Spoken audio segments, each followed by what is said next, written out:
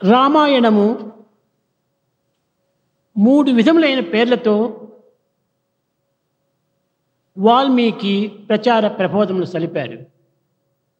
Valmiki propagated this Ramayana in three ways. మొదటిది Ramayanam, The first, Ramayana. రెండవది సీతా చరితము, The second, Sita Charita, history of Sita. మూడవది ప్రాస్తుల్య వధ అనగా రావణ వధ.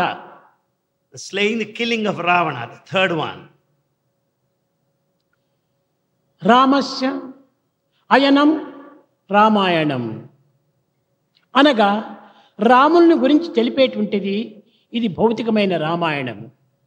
The text Ramayana speaks of the history of Rama. దీనిని అంతర్ముఖంగా మనం విచారణ చేసినప్పుడు ఇది పరమాత్ముని కథ. If we go deep into the inner meaning, we'll understand it's the story of the divine.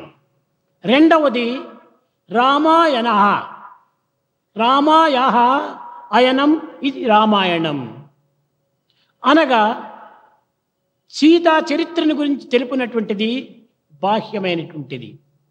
The second aspect is that which speaks of the history of Sita. అంతర్ముఖంగా దీన్ని విచారించినప్పుడు జీవాత్మ చరితము.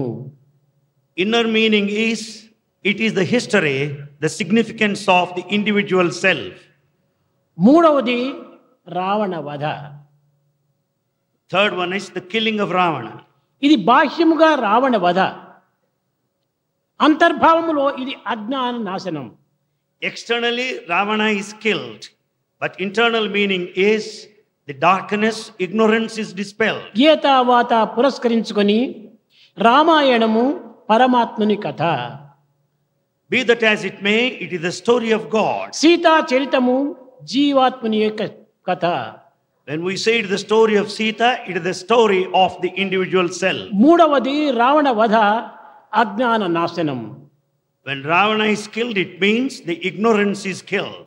అనగా పరమాత్మ జీవాత్మ యొక్క తత్వమును చక్కగా గుర్తించినప్పుడే అజ్ఞానం అనేటువంటిది నాశనం అవుతుంది. It only means when the relationship of the individual and the divine is properly understood, the ignorance will be dispelled.